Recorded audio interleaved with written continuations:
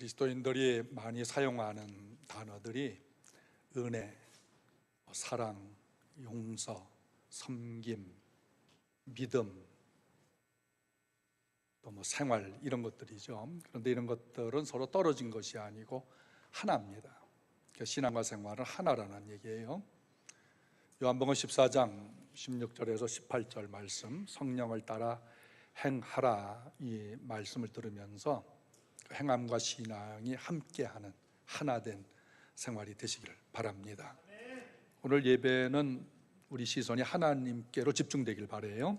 그래서 하나님을 높이고 하나님을 경배하고 하나님만을 찬양하고 하나님 은혜 받아 하나님을 기뻐하는 시간이 되시기를 예수님의 이름으로 바랍니다. 우리가 하나님의 존재를 믿지요. 그 하나님의 존재가 언제부터 시작되었을까? 그래요, 영원입니다. 하나님은 시간과 공간에 제약이 없어요. 어떤 공간에 갖춰져 있지 않고 시간적인 제약을 받는 분이 결코 아닌 것입니다. 하나님은 영원하신 분이에요. 영원 전, 시간과 공간을 잴 수 없는 어떤 시점이 아니고 시점이 없는 영원하신 하나님이십니다. 오늘 우리가 그 위대하시고 장엄하신 하나님을 예배하는 시간이에요. 기쁨이 있길 바랍니다. 주 안에 있길 바랍니다. 삼일째 하나님께서 세상 만물을 창조를 하셨어요. 그러니까 모든 만물이 창조되기 이전에 하나님께서 존재하셨는데 우리 눈에 보이는 것과 보이지 않는 것들, 영적인 존재들과 물질적인 존재들을 하나님께서 창조하셨습니다. 그 하나님이 모든 피조물의 창조주가 되시는데 그 가운데 사람을 하나님의 형상대로 만들어 주셨어요. 그 모든 사람들이 하나님을 경배하고 하나님을 높이고 하나님을 찬양해야 될 가장 중요한 근거가 무엇인가? 창세기 1장 1절에 나타납니다. 시작. 태초에 하나님이 천지를 창조하시니라. 이 말씀 앞에 모든 인간은 하나님의 위대하심, 그 장엄하심, 우리의 어떤 것으로도 표현할 수 없는 그 하나님의 놀라우심, 그 능력 앞에 하나님을 경배할 수가 없습니다. 경배를 해야 돼요. 그 앞에 엎드려야 돼요. 그런데 인간이 하나님을 경배하기보다 자신이 하나님과 동등하게 대우받기를 원해서 하나님의 말씀에 불순종하고 에덴을 떠났어요. 타락했습니다. 죄를 짓게 된 것입니다. 타락한 인간은 하나님과 단절됐어요. 분리돼서 죽었고 징벌받아 고통받는 꺼지지 않는 영원한 지옥불로 들어가게 되었습니다. 인간을 구원하시기 위한 하나님의 방법은 성육신하신 예수 그리스도를 보내셔서 그 백성을 죄를 대신하여 십자가에 달려 죽는 것입니다. 죄 문제를 해결을 받기 위해서, 하늘나라 가기 위해서, 거듭난 사람으로 살기 위해서 인간적인 방법을 찾는 사람은 결국 허무, 절망, 낙심, 이것에 처하게 되어질 것입니다. 그리고 영원한 지옥의 고통을 받게 되어지는 것입니다. 하나님께서 죄인을 구원하시는 방법은 오직 한 길만을 허락해 주셨어요. 요한복음 14장 6절에 나는 길이요 진리요 생명이니 나로 말미암지 않고는 아버지께로 올 자가 없느니라. 오늘 예수님 이야기 듣는 자가 복이 있습니다. 예수님 이야기 듣는 자는 믿음이 생깁니다. 제자들은 예수님께서 나를 따라와라, 내가 너희로 사람 낚는 어부가 되게 하겠다 말씀 듣고 가족을 버리고 직업을 버리고 예수님을 따랐습니다. 어느 날 예수님께서 가이사라 빌립보라고 하는 아름다운 동산이 있고 강물이 흐르고 꽃이 피고 우상 신들이 많이 있는 곳에 데리고 갔습니다. 거기서 제자들에게 묻기를 너희는 나를 누구라고 하느냐? 성급한 베드로가 주는 그리스도시요 살아계신 하나님의 아들입니다 라고 말했을 때, 베드로야, 이것은 내 지식으로 아는 것이 아니고 혈육으로 아는 것이 아니고 전통과 구습으로 아는 것이 아니고 하나님의 성령께서 너에게 가르쳐 준 것이다. 그렇습니다. 예수 믿는 것은 성령께서 믿음을 주셨기 때문입니다. 그리고 예수님께서 무척 좋아하시고 그 다음에 얘들아, 나는 머지않아 예루살렘에 가서 제사장들과 서기관 유대인들에게 잡혀 고난을 받고 십자가에 달려 죽을 거야. 그리고 장사된 지 3일 만에 다시 부활해. 너희보다 먼저 갈릴리로 가서 기다릴게. 그 후에 하늘로 올라가게 될 거야. 이 말 듣자마자 제자들의 얼굴에 어두운 빛이 비쳤습니다. 근심이 있고 불안했습니다. 마치 수영 못하는 사람이 깊은 물에 빠져서 두려움과 공포 속에서 허우적거리는 것처럼 그런 마음이 되어진 것입니다. 예수님은 제자들의 마음에 근심이 가득한 것을 보셨습니다. 그런데요, 예수님께서는 대책 없이 말씀하시는 분이 없으십니다. 오늘도 여러분에게 문제가 있다면 대책은 예수님께서 해주시는 것입니다. 16절 말씀을 읽겠습니다. 내가 아버지께 구하겠으니 그가 또 다른 보혜사를 너희에게 주사 영원토록 너희와 함께 있게 하리니. 보혜사를 주신다고 했어요. 또 다른 보혜사, 이 다른이라고 하는 것은 다르지만 같다라고 하는 것입니다. 보혜사가 오시면 예수님과 같은이라고 하는 뜻인데, 보혜사는 어떻게 오시는가? 16장 7절 봅니다. 그러나 내가 너희에게 실상을 말하노니 내가 떠나가는 것이 너희에게 유익이라. 내가 떠나가지 아니하면 보혜사가 너희에게로 오시지 아니할 것이요 가면 내가 그를 너희에게로 보내리니. 보혜사는 예수님께서 한나라로 가신 후에 오시는 것이에요. 그 보혜사라가 무엇인가? 17절을 읽습니다. 그는 진리의 영이라. 보혜사는 뭐예요? 진리의 영이라. 로마서 8장 9절. 만일 너희 속에 하나님의 영이 거하시면 너희가 육신에 있지 아니하고 영에 있나니 누구든지 그리스도의 영이 없으면 그리스도의 사람이 아니니라. 보혜사는 진리의 영, 하나님의 영, 그리스도의 영이십니다. 육신으로 계셨던 예수님이 죽으셨고 3일 후에 부활하셨고 하늘로 올라가셔서 보혜사 성령을 보내주셨는데, 그 영은 진리의 영, 하나님의 영, 그리스도의 영이라 하고 믿는 자들과 영원토록 떠나지 않고 함께 하시는 성령님이십니다. 육신으로 계신 예수님께서 떠나서 보혜사 성령을 우리에게 주시는 것이 유익하다고 하셨어요. 제자들 편에서는 육신으로 계신 예수님이 함께 하셔야 유익한데, 예수님은 내가 떠나서 보혜사 성령이 너희에게 오시는 것이 오히려 유익하다. 왜 유익이라고 했을까? 예수님이 몸으로 계실 때 사람들은 예수님이 있는 곳마다 따라갔습니다. 마태복음 5장 1절에 예수님께서 산에 계시니까 산으로 우르르 올려들었어요. 마태복음 5장 9절에 어느 집에 들어가니까 그 집이 미어져라 사람들이 들어왔습니다. 마가복음 3장 7절에 예수님께서 갈릴리 바다 어느 해변에 가시니까 또 사람들이 배 타고 마차 타고 걸어서 갈릴리 해변가로 몰려왔습니다. 예수님이 계신 곳에 사람들이 와서 예수님의 몸을 만지고 싶어하고 악수하고 싶어하고 사인받고 싶어하고 자식들 안아 축복기도 해주고 싶어하고 예수님 있는 곳마다 사람들이 몰려갔어요. 마태복음 9장 20절, 12년을 혈루병으로 고통당하던 여인이 예수님 옷자락을 잡고 나왔습니다. 마가복음 1장 31절, 열병으로 누워있던 사람의 손을 예수께서 잡아 일으키시니 열병이 싹 떠났습니다. 마가복음 10장 13절, 사람들이 어린아이를 들쳐업고 안고 와서 예수님 우리 아이에게 안수하고 축복기도 해주세요. 예수님께서 안아주셔서 복을 빌어 주셨습니다. 이처럼 예수님이 육신으로 계신 곳마다 사람들이 몰려갔어요. 지금도 예수님께서 육신으로 계시다면 사람들이 어떻게 할까요? 예수님이 계신 곳으로 가서 만나고 안수하고 싶어하고 악수하고 예수님의 옷이라도 만져볼까 해서 예수님 계신 곳마다 인산인해를 이루게 될 겁니다. 지금도 예수님의 몸으로 계시면 어디서 예배를 해야 될까요? 예수님이 계신 곳에 가서 예배를 해야 되죠. 예수님께서 오늘 온누리교회에 계시다. 할렐루야. 예수님이 몸으로 우리 교회에 와 계시다면은 전 세계 사람들이 다 춘천 온누리교회에 와서 예배하니까 주차위원들이 얼마나 힘들겠어요. 안내원들이 얼마나 힘들겠어요. 다음 주에 예수님께서 알래스카로 가신대요.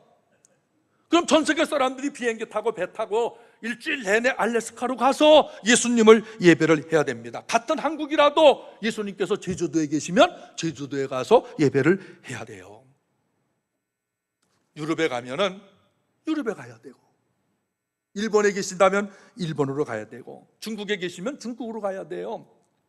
비행기 값, 숙박 값이 얼마나 많이 들겠어요. 그는 예수님께서 떠나서 보혜사 성령을 우리에게 보내주시는 것이 우리에게 유익이다. 지금 예수님 몸, 육신을 가지신 예수님께서 여기서 직접 이 자리에 여기 서 계시다고 생각을 해보세요. 성도들이 뒤에 앉겠어요? 앞자리에 서로 앉겠다고? 아니, 강단으로 올라올 거예요. 예수님 더 가까이, 아니 내가 예수님 옷자락도 잡아야지. 예수님 앞으로. 그리고 예배 마치면 일찍 나가겠어요? 예수님하고 우리도 악수라도 한번 하고 가야지. 기도 받고 가야지. 예수님이 육신으로 계시다면 예수님은 줄 서서 하루 종일 악수하고 싶어 하시고 기도 받고 싶어 하시는 성도들로 인해서 다른 일 못 하실 거예요. 그런데 보혜사 성령님은 어디나 안위 계신 곳이 없으십니다. 마태복음 18장 20절, 두세 사람이 내 이름으로 모인 곳에 나도 그들과 함께 있느니라. 예수님께서 떠나가신 것이 우리에게 유익이라 하신 것이 믿어지고 이해되시기를 바랍니다. 예수님이 보혜사 성령으로 함께 계시지만 영이시기 때문에 육신의 모습으로 보이지 않아요.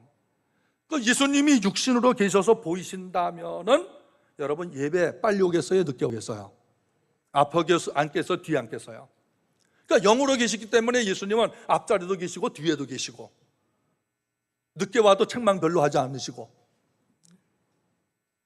그러니까 보혜사 성령이 여러분 집에 가면 집에도 계십니다.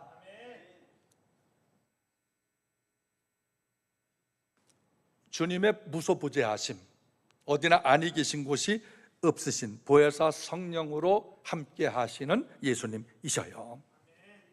예수님이 영이라고 해서 우리의 생각과 태도, 삶을 안 보는 것이 결코 아닙니다. 다 보고 계시고 우리의 태도를, 우리의 생각을, 우리의 기억을, 내가 무슨 글을 쓰는지, 어떤 마음을 먹고 있는지 다 예수님은 알고 계셔요. 중심을 알아요. 하늘나라로 가시기 전에 손으로 잡아주셨던 것, 육신의 손으로 성도들을 잡아주시고 제자들을 잡아주셨던 그 손이 지금은 성령으로 우리를 잡아주시는 줄로 믿습니다. 성령이 우리에게 임하실 때 예수님께서 만져주시는 거예요. 말씀 증거할 때 성령께서 여러분의 마음을 터치할 줄로 믿습니다. 성령이 임할 때 나를 잡아주시고 나를 인도하시고 나를 일으켜 세워주시는 것이에요. 성령은 사람을 변화시킵니다. 죄인이 변할 수가 있는가? 좋게 변하든 나쁘게 변하든 사람은 변하게 되어져 있어요. 우리는 좋게 변하시기를 바랍니다. 오늘 꽃꽂이가 여기 있는 걸 보고 놀랐어요? 안 놀랐어요? 놀라지는 않았겠지만 늘 양쪽에 있었던 꽃꽂이가 오늘은 강단 중앙으로 와 있어요. 이것을 창의적인 행위라 그래요. 새로운 변화, 새로운 시도입니다. 우리 꽃꽂이 팀 참 잘했어요. 박수 치고 싶으면 하세요. 하나님이 좋은 꽃꽂이 팀을 보내주셔서 아름답게 장식했는데 이런 변화가 있어야 되죠. 사람이라고 하는 것은요, 나에게 익숙한 것이 진리인 줄 생각을 해요. 그래서 꽃꽂이는 항상 저 위에 있어야 돼, 이렇게 생각하는 사람들은 여기에 만들어 놓고 그것을 보고 속이 굉장히 상할 거예요. 왜 저기 안 있지? 속상해. 저건 진리가 아니야. 이런 생각을 하는 거예요. 우리가 익숙한 것에 그냥 익숙해버리면 그게 성경처럼 되어버려요. 그러나 내가 익숙한 것이 진리가 아닙니다. 진리는 성경 말씀밖에 없어요. 풀은 마르고 꽃은 시드나 하나님의 말씀만이 영원한 것입니다. 영원하신 하나님께서 진리한 말씀을 우리에게 주셨습니다. 그러므로 나에게 익숙해진 것이 변화가 되었을 때 좋게 변했다면 박수를 치실 것이고, 잘못 변했다면 주 안에서 새롭게 변화를 추구해야 하는 것입니다. 어떤 사람은 성품이 변하지 않는다, 하나님께서 성품을 쓰실 뿐이다, 이렇게 말하지만요, 하나님이 원하시는 것은 우리를 변화시켜 주시는 거예요. 로마서 12장 2절 읽습니다. 너희는 이 세대를 본받지 말고 오직 마음을 새롭게 함으로 변화를 받아 하나님의 선하시고 기뻐하시고 온전하신 뜻이 무엇인지 분별하도록 하라. 에베소서 4장 22절. 너희는 유혹의 욕심을 따라 썩어져가는 구습을 쫓는 옛사람을 벗어버리고 오직 너희의 심령이 새롭게 되어 하나님을 따라 의와 진리와 거룩함으로 지으심을 받은 새 사람을 입으라. 오직 마음을 새롭게 함으로 너희의 심령이 새롭게 되어 라고 하는 것은 마음 깊은 성분까지도 하나님의 영을 변화시킬 수가 있는 겁니다. 사람은 할 수 없지만 하나님께서 하시는 일이에요. 사람은 예수님 안에서 변화가 됩니다. 제가 예수님 안에서 변화가 된다 확신 있게 말할 수 있는 것은 수많은 성경적인 증거도 분명하지만 나를 보면은 증거가 돼요. 저 예수 믿고 변했습니다. 누가 알겠어요? 제 친구들이 알고 고향의 어르신들이 알고 제 아내가 알지 않겠습니까? 저 예수 믿고 변했습니다. 새롭게 됐어요. 새 마음을 주셨어요. 좋아하던 것들이 배설물로 여겨졌어요. 여러분 중에 나는 예수님 믿고 확실하게 변했다, 이런 믿음을 갖고 계신 분 크게 아멘 하시기 바랍니다. 여러분이 증거예요. 성경이 확실한 증거지만 나를 보고 여러분을 보면 예수님은 살아계시고 예수님 보혜사 성령을 우리에게 주셔서 새 마음을 주시고 심령을 새롭게 해서 의를 따르고 진리를 따르고 거룩함을 따르도록 살게 해주신 것입니다. 사람들이 예수 믿고 무엇이 달라졌는가 물으면 객관적인 증거도 있고 다른 외부적인 어떤 증거가 있지만 주관적인 증거, 여러분 자신들을 보면서 내가 그리스도를 본받는 자 된 것 같이 여러분도 나를 본받으세요. 이런 변화 있는 말이 되시길 바랍니다. 에스겔 36장 26절 봅니다. 또 새 영을 너희 속에 두고 새 마음을 너희에게 주되 너희 육신에서 굳은 마음을 제거하고 부드러운 마음을 줄 것이며 또 내 영을 너희 속에 두어 너희로 내 율례를 행하게 하리니 내 율례를 지켜 행할지라. 새 마음을 주겠다. 새 마음. 새 마음의 반대는 뭐예요? 헛 마음이에요. 옛사람입니다. 죄 있는 마음, 거짓인 충만한 마음, 이것을 새 마음으로 변화시켜 주겠다. 예수님 제자들이 성령 충만 받기 전에는 별 사람이 다 있었어요. 요한과 야고보는 성질이 급해서 우리의 아들, 쟤들은 천둥이야 번개야. 베드로도 급해서 나서기 좋았고 도마는 의심도 많았어요. 이런 제자들이 마가복음 9장 34절에서는 서로 싸우는 거예요. 누가 높으냐, 누가 계급이 더 높아, 누가 서열 1등이야 라고 다투고 있었습니다. 사도행전 2장 오순절 성령 강림으로 충만받았을 때에 겸손과 온유와 사랑과 용서와 이해심과 다른 사람을 나보다 낮게 여기는 희생정신을 갖는 제자들로 변화받았습니다. 예수님 모른다고 부인하고 도망치던 겁쟁이들이 성령 받고 보니 용감하고 담대하고 세상 영광서 승리하게 되고 예수님을 전하는데 삶을 바치게 되었습니다. 사람들 앞에서 예수 안 믿는 척, 교인 아닌 척 해보신 분들 있죠? 신자가 아닌 척, 예수 믿는 것이 드러날까 부끄러워서, 두려워서, 혹은 불이익을 받을까 해서.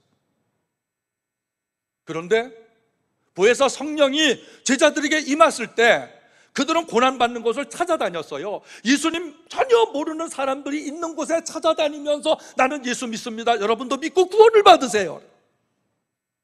다른 이로서는 구원받을 수 없사니 천하 인간의 구원을 받은 예수 이름에야 다른 이름을 주신 적이 없습니다 라고 담대하게 증거됐습니다. 우리도 할 수 있습니다. 우리도 변화받을 수 있습니다. 예수님이 죽으시면 같이 죽겠습니다. 예수님 따라가겠습니다. 저도요. 했던 제자들이 고난받는 예수님 보고 배반하고 부인하고 도망갔습니다. 그런데 성령 받은 이후에 주님을 위해 죽습니다. 순교했습니다. 예수 잘 믿으면 좋게 변합니다. 행복하게 변합니다. 마음이 아름답게 변하지 않으면 겉의 행복은 가짜입니다. 가짜 쫓지 말고 참을 쫓으시기 바랍니다. 겉으로 드러난 행복을 가장하지 마시고 참 행복 대신 예수 그리스도 안에 있으시길 바랍니다. 그 생명이 있을 때에, 그 예수가 여러분에게 있을 때에 진리의 성령이 여러분에게 참 행복을 주시는 것이에요. 성령 안에서 변화를 믿고 충만하시기를 바랍니다. 성령은 은사의 권능을 주십니다. 사도행전 1장 8절 오직 성령이 너희에게 임하시면 너희가 권능을 받고 복음을 전하라 했어요. 권능은 다이나마이트 폭탄이에요. 큰 능력입니다. 고린도전서 12장 8절 읽습니다. 어떤 사람에게는 성령으로 말미암아 지혜의 말씀을, 어떤 사람에게는 같은 성령을 따라 지식의 말씀을, 다른 사람에게는 같은 성령으로 믿음을, 어떤 사람에게는 한 성령으로 병 고치는 은사를, 어떤 사람에게는 능력 행함을, 어떤 사람에게는 예언함을, 어떤 사람에게는 영들 분별함을, 다른 사람에게는 각종 방언 말함을, 어떤 사람에게는 방언을 통역함을 주시나니 이 모든 일은 같은 한 성령이 행하사 그의 뜻대로 각 사람에게 나누어 주시는 것이니라. 아멘. 성령 받으면 나는 죽고 내 안에 예수께서 사시는 것입니다. 나도 예수님 안에서 살게 되는 거예요. 우리 성도들 알지요? 걷는 놈보다 무서운 놈이 누구예요? 뛰는 놈이에요. 뛰는 놈보다 무서운 놈은 나는 놈, 나는 보다 무서운 놈은 붙어있는 놈. 붙어있는 놈보다 무서운 놈은 안에 있는 놈. 안에 있는 놈. 요한복음 15장 5절 나는 포도나무에 너희는 가지니 저가 내 안에 내가 저 안에 있으면 이 사람은 과실을 많이 맺나니 나를 떠나서는 너희가 아무것도 할 수 없습니다. 예수 안에 있는 사람이 무서운 사람이에요. 예수의 능력이 나와 함께 하시는 거예요.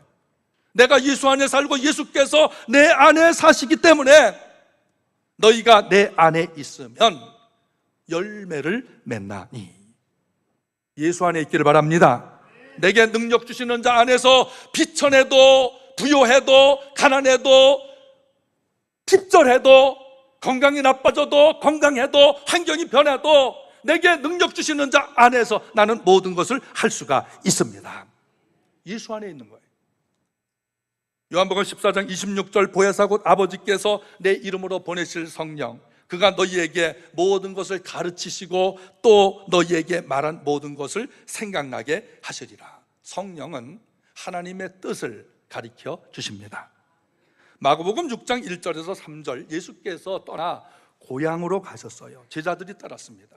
안식일에 회당에서 들어가서 가르치시는데 많은 사람이 깜짝 놀라서 말하기를 이 사람이 어디서 이런 지혜와 권능을 얻었느냐, 이 사람이 받은 지혜와 그 손으로 이루어진 이 권능이 도대체 어찌 됨이냐. 예수님 고향 사람들은 예수님이 태어날 걸 보았고 어렸을 때 잘하는 것을 봤고 30년 동안 목수일하는 거 봤고 화장실 가는 것도 봤고 냇가에 가서 벌거벗고 수영하는 것도 봤고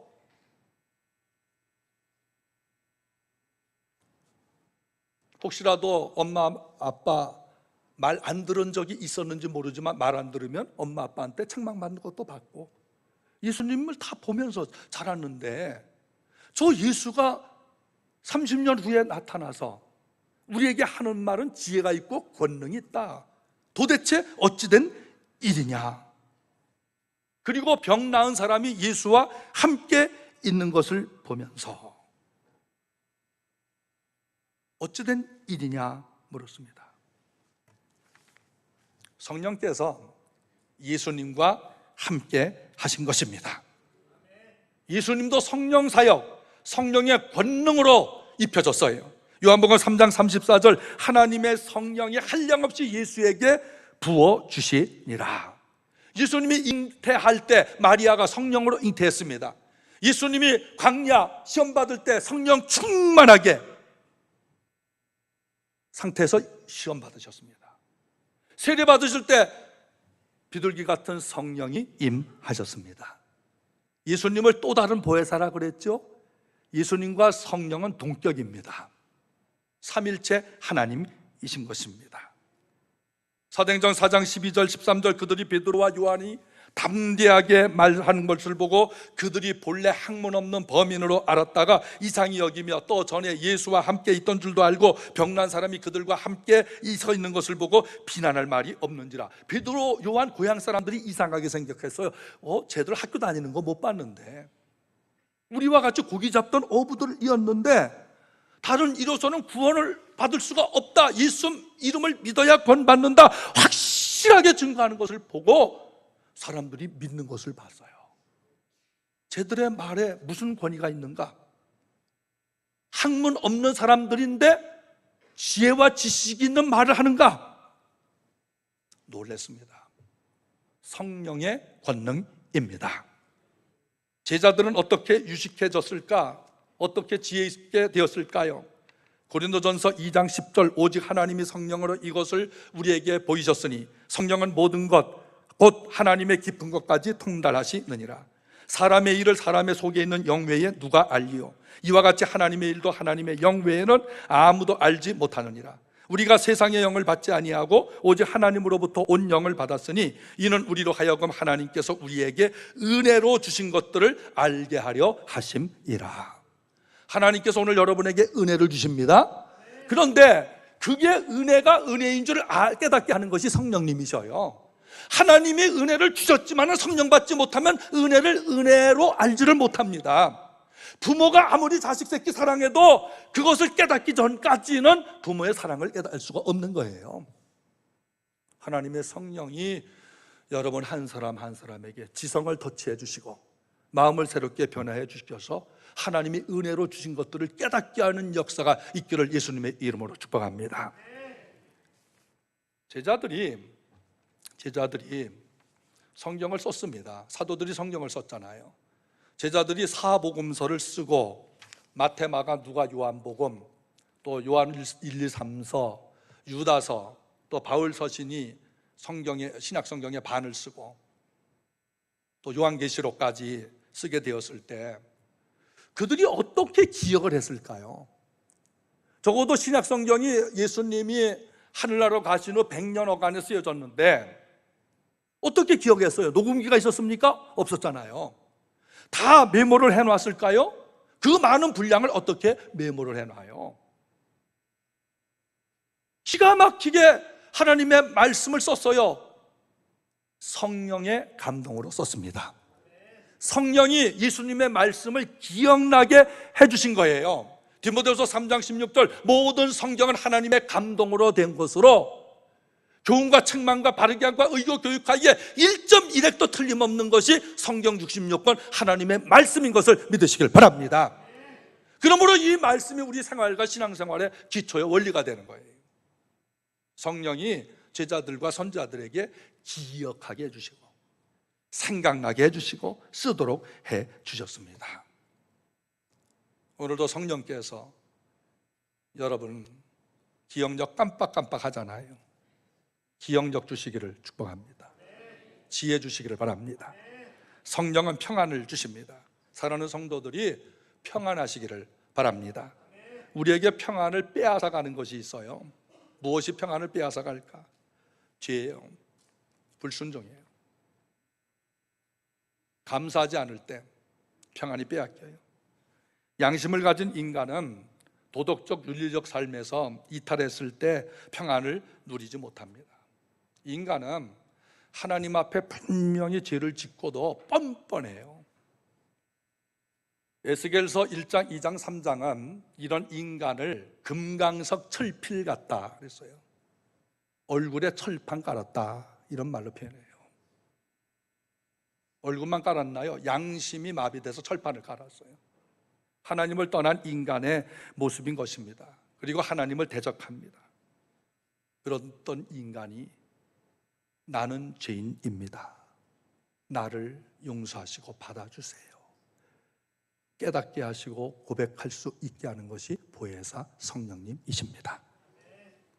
그때 평안을 주셔요. 요한복음 16장 8절 읽습니다.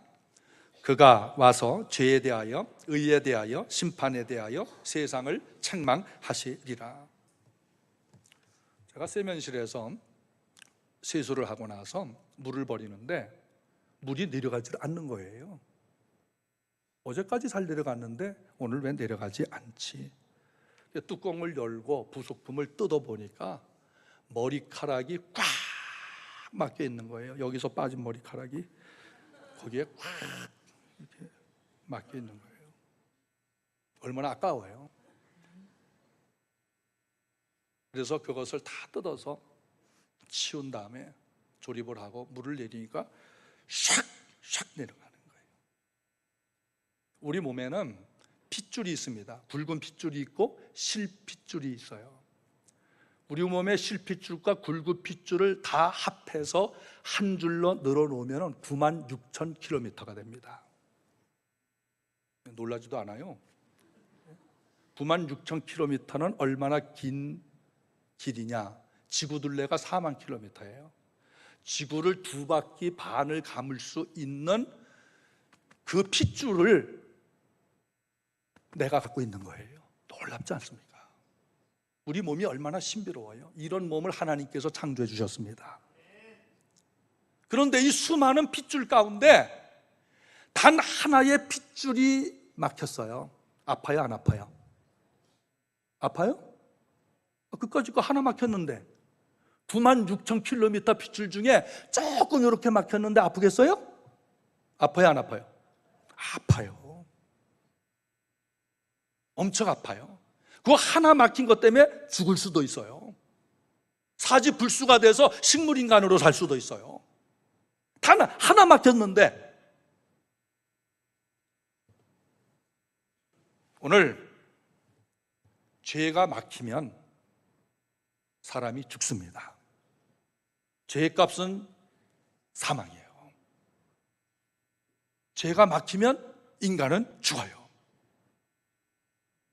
죄가 있을 때 마음이 불안해요. 두려워요. 이러다가 내가 심판받는 것이 아닌가 괴로워요. 이 문제를 깨닫게 하시고 해결해 주시는 분이 성령님이십니다. 요한복음 14장 27절 봅니다. 평안을 너희에게 끼치노니 곧 나의 평안을 너희에게 주노라. 내가 너희에게 주는 것은 세상이 주는 것과 같지 아니하니라. 너희는 마음에 근심하지도 말고 두려워하지도 말라. 요한복음 16장 33절 이것을 너희에게 이르는 것은 너희로 평안을 누리게 하려 함이라. 세상에서는 너희가 환난을 당하나 담대하라. 내가 세상을 이기었노라. 사도행전 12장엔 베드로가 감옥에 갇혀서도 평안하게 잠을 쿨쿨 잤어요. 오늘 예배에 참석한 분들 중에 불면증 있는 분들이 성령 안에서 오늘 저녁부터 단잠 자시기를 축복합니다. 평안이란 말은 샬롬이란 뜻이에요. 안녕이란 말이에요. 번영, 창대하다, 평화하다. 그런데 이 평안은 인간이 만들어내는 것이 아니에요. 사람의 행복은 내 마음에 달려있어. 그게 아니에요. 내 마음에 달려있는 행복과 평안은 얼마 가지 못해요. 예수께서 말씀하시기를 내 평안을 너희에게 끼치노니, 내 평안을 너희에게 주노니, 평안을 예수께로부터 받아야 합니다. 그 놀라운 은혜가 아니겠어요? 사람으로부터 저 사람 만나면 일순간은 평안해요. 위로받으니까 평안해요. 무슨 선물 받으니까, 대접 받으니까 잠깐 행복해요. 그건 잠깐이에요. 썩어질 것들이에요. 풀은 마르고 꽃은 시드나 하나님의 말씀은 영원하니라. 그 말씀을 기억해 하신 성령 받으면 평안한 것이에요. 떠나지 않는 평안이 우리에게 있는 것입니다. 그러므로 내 평안을 너희에게 주노니, 내 평안을 너희에게 끼치노니 하나님이 허락하셔야 되는 거예요. 여러분에게 하나님께서 평안을 허락해 주시길 바랍니다. 끼쳐 주시길 바랍니다. 그 평안이 임하시기를 축복합니다. 평안은 우리에게 화목을 줘요. 성령 받은 사람은 평안할 뿐만 아니라 화목합니다. 화목하는 사람은 용서를 해요. 사랑을 합니다. 허다한 허물을 덮어줍니다. 용서받을 수 없는 죄인을 용서해 주시는 이 사랑, 우리가 받았잖아요. 이 사랑 받았잖아요. 여러분, 용서해 주고 있습니까? 이해하고 있습니까? 사랑은 허다한 사랑을 허물을 덮어주는데, 용서받은 사람도 평안하지만 용서해 주는 사람이 더 평안해요. 용서해 주는 사람 갈등 많죠. 고통스럽죠. 내가 저 사람 이런 것까지 용서해 줘야 되나, 그런 마음이 들지만 일단 용서하고 나면 용서받은 사람보다 더 평안해요. 사랑받는 사람이 평화하지만 사랑하는 사람은 희생의 부담감을 가지면서도 일단 사랑을 하면은 그 사람이 더 평안한 거예요. 성령은 평안을 주십니다. 성령은 평안을 주셔요. 이 평안 받읍시다. 성령 충만은 가정 화목을 하게 합니다. 에베소서 5장 18절부터 같이 봅시다. 시와 찬송과 신령한 노래들로 서로 화답하며 너희의 마음으로 주께 노래하며 찬송하며 범사의 우리 주 예수 그리스도의 이름으로 항상 아버지 하나님께 감사하며 그리스도를 경외함으로 피차 복종하라. 아내들이여 자기 남편에게 복종하기를 주께 하듯 하라. 이와 같이 남편들도 자기 아내 사랑하기를 자기 자신과 같이 알지니 자기 아내를 사랑하는 자는 자기를 사랑하는 것이니라. 에베소서는 5장 18절에서 오직 성령의 충만함을 받으라. 술 취함과 방탕함으로 지내지 말고 시와 찬미와 신령한 노래들로 하나님께 감사하고 찬송하라. 그 다음에 바로 부부 문제를 다루고 있어요. 성령 충만은 부부가 화목하게 지내는 것입니다. 성령 충만은 가정이 화목한 것입니다.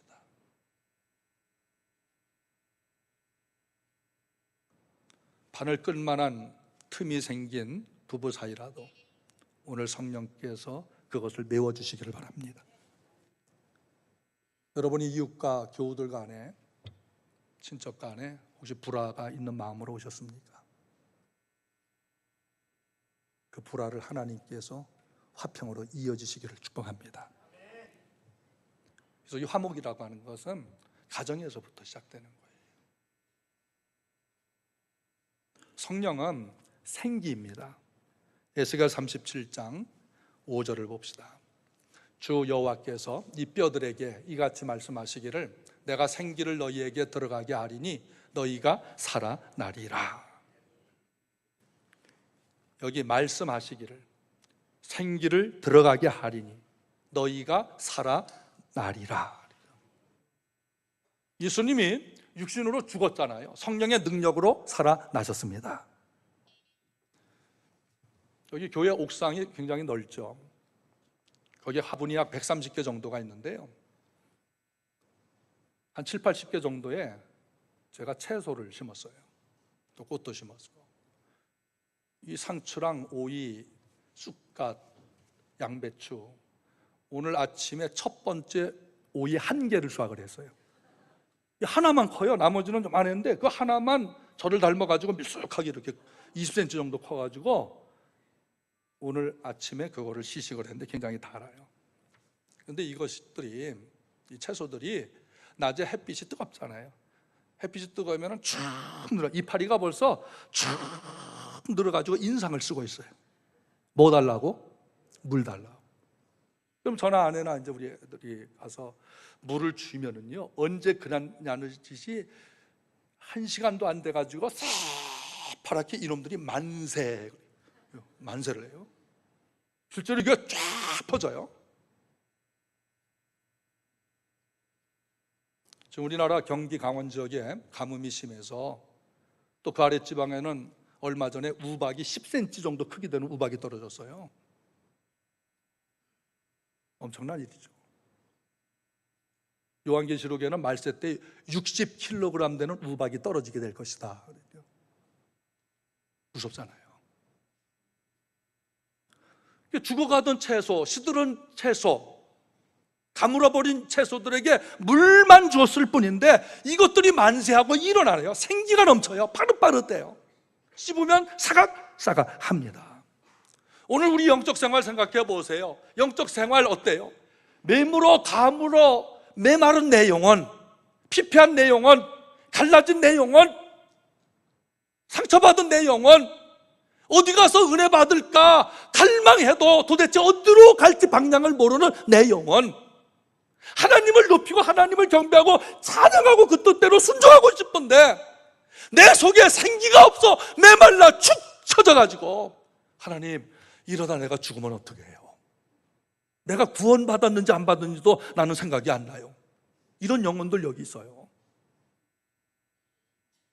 하나님의 성령의 생기는 말씀을 통해서 들어가는 것입니다. 오늘 이 말씀 만든 모든 성도들이 하나님의 성령의 생기가 임하시기를 바랍니다. 에스겔 골짜기에 마른 뼈들이 수북히 쌓여 있었던 것은 이스라엘 백성들의 영적 상태예요. 죽었던 거예요. 에스겔아, 내가 네 입에 하나님의 말씀을 대언하게 할 테니 네가 말이 나갈 때에, 내 말을 대언할 때 내가 성령을 부어줄 것이다. 마른 뼈들이 살아났습니다. 살아나시길 바랍니다. 일어나길 바랍니다. 힘내시길 바랍니다. 하나님의 생기는 우리를 일으켜 주시는 거예요. 요한복음 7장 38절, 나를 믿는 자는 성경의 이름과 같이 그 배에서 성령의 생수가 흘러나오리라 하시니, 이는 그를 믿는 자들이 받을 성령을 일컫는 말이니라. 강을 막아놨으면 좋겠어요? 흘러가면 좋겠어요? 강은 흘러가야 사는 거예요. 필요해서 막아놓을 수도 있지만은 흘러가는 곳이 있어야 돼요. 오늘 하나님께서 우리에게 왜 성령의 생기를 주시느냐? 너희가 성령의 생기를 받아서 흘러 넘치는 생활을 하라. 가만히 있지 말고 죽어 있지 말고 일어나서 흘러 넘치는 생활을 해라. 너희 배에서 성령의 생수의 강이 흘러 나오리라.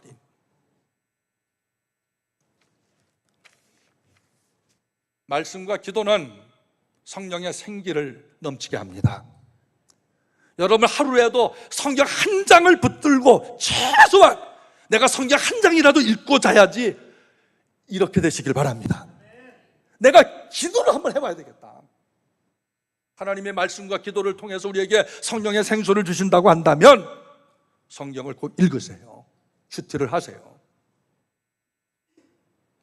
기도하기를 힘쓰시길 바랍니다. 남의 영혼 살리기 전에 내 영혼 살아야 되지 않겠어요? 내가 살아야 난 사람 살리지 않겠어요? 성령은 예수님을 전파하게 합니다. 예수님이 오신 목적이 누가복음 4장 43절에 하나님 나라 복음을 전하기 위해서 오셨습니다. 잃은 자를 찾고 죽은 자를 살리기 위해서 예수님이 오셨어요. 요한복음 14장 12절, 내가 진실로 진실로 너희에게 이르노니 나를 믿는 자는 내가 하는 일도 그가 할 것이고 나보다 더 큰 일을 하게 될 것이라는데, 생각해, 우리가 예수님보다 어떻게 더 큰 일을 할 수 있습니까? 예수님은 죽은 나사로를 살리셨고 중풍병자를 고치셨고 앉은 병이를 일으키시고 눈먼 자를 눈을 뜨게 하셨어요. 우리가 어떻게 그 일을 합니까? 그런데 예수님께서 성령이 임하실 때 나보다 더 큰 일 하겠다. 이것은 사도행전 1장 8절에 땅끝까지 이르러 복음을 증거한다는 말씀이에요. 예수님은 기껏해야 팔레스틴 중동 지역밖에 다니지 못했어요. 두로와 시돈 지방까지밖에 못 갔어요. 그러나 성령 받은 제자들이 흩어져서 안디옥에 가고 유럽에 가고 아시아 가고 아프리카 가게 됐어요.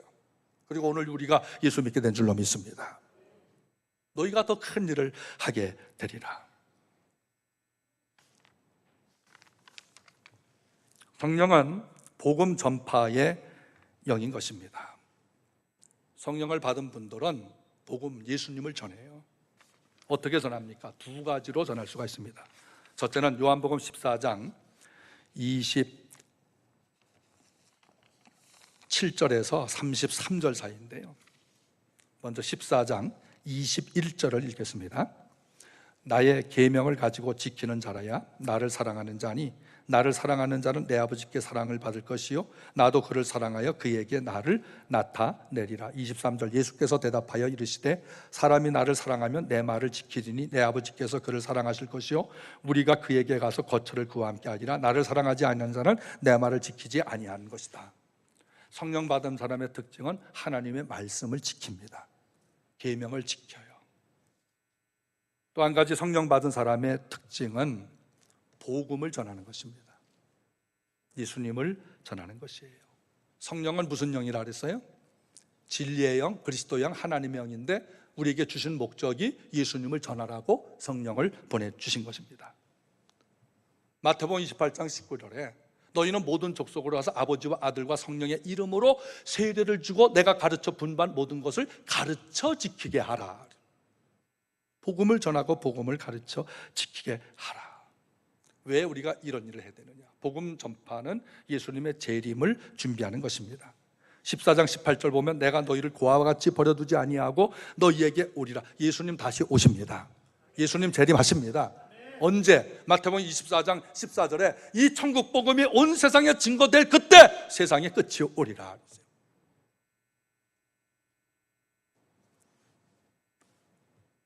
우리 사랑하는 성도들, 여기 있는 한 사람이 한 사람을 전도할 수 있어요, 없어요? 큰 소리 답해요. 있어요, 없어요? 있습니다. 그런데 한 사람을 전도하는 것이 쉬워요, 어려워요? 어려워요. 한 사람 전도하는 게 쉬울 것 같은데 평생 예수 믿어 한 명도 전도 못하고 죽는 사람이 있어요. 그런데 1년에 한 명 전도한다. 할 수 있어요, 없어요? 할 수 있어요. 할 수 있습니다. 그럼 여러분, 한 사람 전도합시다. 연말까지. 따라합시다. 전도하겠습니다. 성령 받았습니다. 전도하겠습니다. 같이 해봅시다. 그것을 위해서 하나님이 뭘 주셨어요? 성령을 주신 거예요. 나머지 가정을 화목하게 한다, 번영하게 한다, 창대케 한다, 평안하게 해주신다.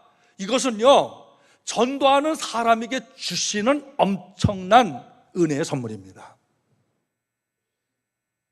하나님의 교회 세우신 목적이 만인을 그리스도 예수의 제자로 삼는 이 비전을 다시 한번 가슴속에, 머릿속에 확실히 새기시기를 바랍니다.